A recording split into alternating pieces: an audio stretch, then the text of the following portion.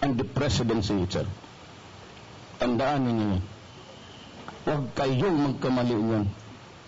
Talagang one of us will be sorry and it will be you. Again, for the others, ito naman limitado ang ano ko.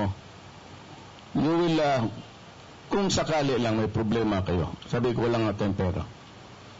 First, I will ask the city mayors to be more liberal sa police. Just like what I did here in Davao.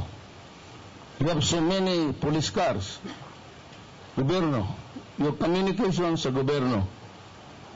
May allowances kayo. May kunti lang, pero that's kasi national.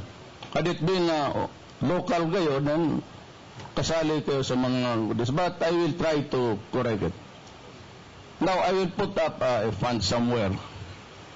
Ako yung mga operasyon, panganak, namatayan kayo, God forbid. You just go direct to your CD, and your CD will bring it up to me directly or to the regional commander. Ako na, wag na kayong maghingi ng ano.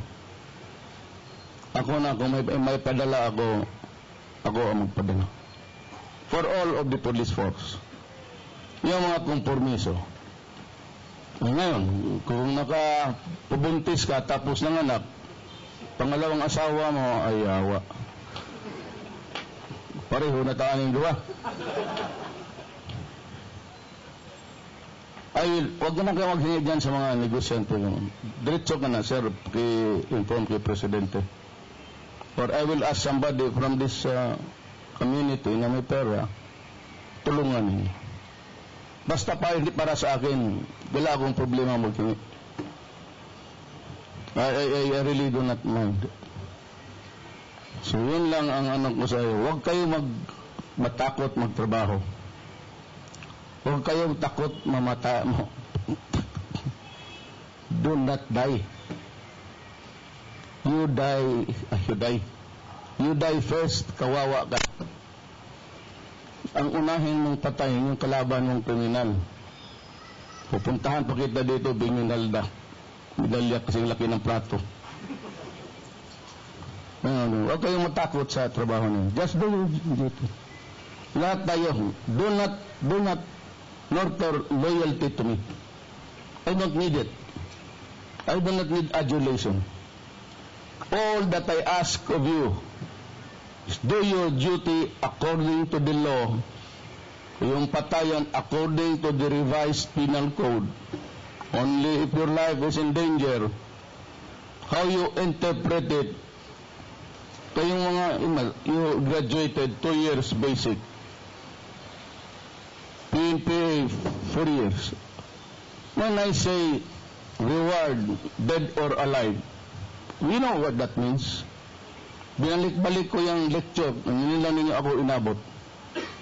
Or shoot to kill. Yung to say, patay mo pagka lumaban, kaya pag hindi ikaw ang papatay.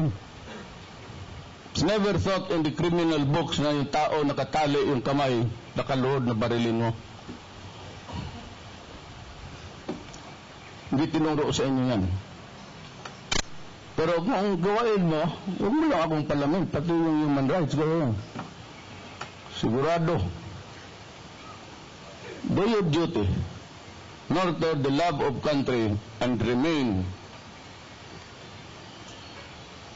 loyal to this flag, the Constitution of the Republic of the Philippines. Maraming salamat po.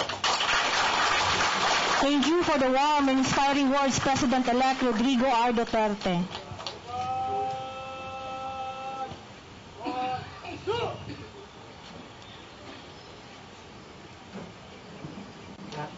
To show Davao City.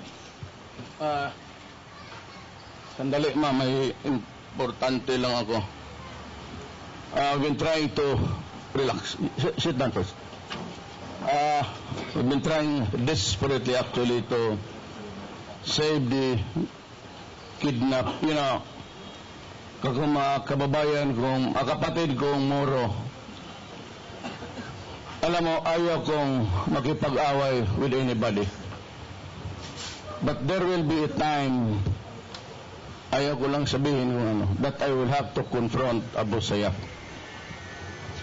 It is not yet forthcoming, alam ko, pero yung kidnapping nila must stop. It has given us a very bad image.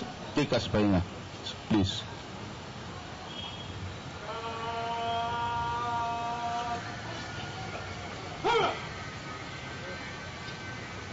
And if you are magkadugo-dugo man tayo dito, di sabihin mo sa kanila, kung hindi pa pumasok doon, huwag ka na yung pumasok because there will be a reckoning of what really happened. Ayaw ko makipag-away, sabi ko, pero kindly, kung wala pa kayo, total, can always give you something. I will pour money muna sa social aspect ng ating maestra, and if I can accommodate all of you, all the Moro people, walang problema sa akin.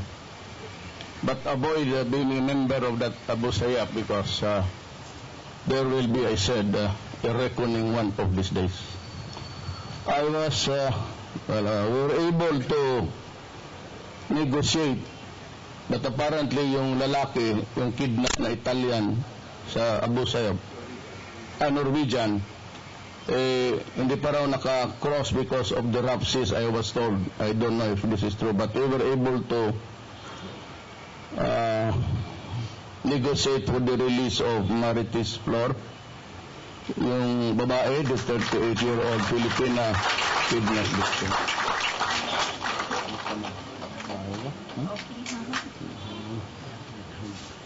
Kano sa ako magpagawas? Kaganina ang kadawon. Ang kauban mo? Na ako dito. I-release daw nila. Wala ko kay balo kaganina na nakurat na lang kung magipukaw ko nila na gising-gising ihatid kita. And also instrumental in the release here is Secretary Jesus Doresa sa ating Peace Prophet panel. Ay, si Gobernador Sakurtan ang mitabang sa ato.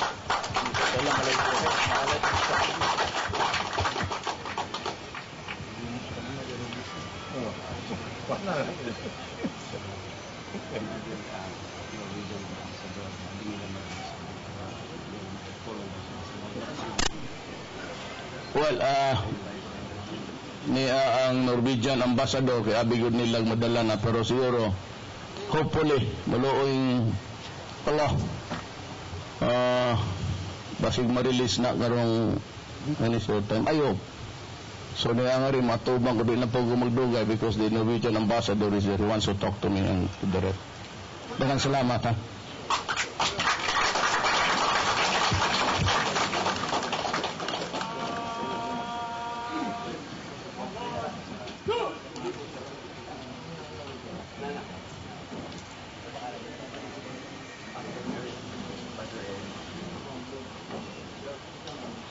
To show Davao City Police Office gratitude and appreciation to our President, on behalf of the men and women of Davao City Police Office, the outgoing City Director, Police Senior Superintendent Vicente D. Danao Jr. will present a memento.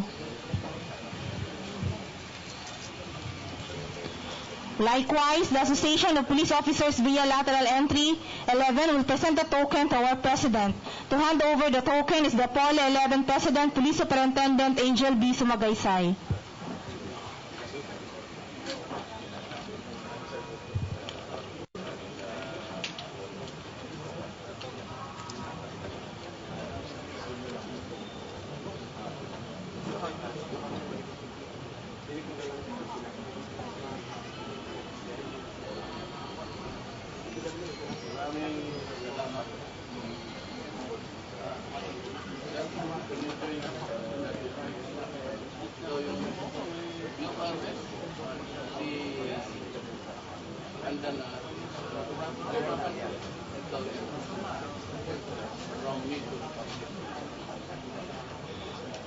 Once again, thank you President Rodrigo Roa Duterte for gracing this turnover of office ceremony. Ladies and gentlemen, that ends the turnover of office ceremony. Good day, everyone.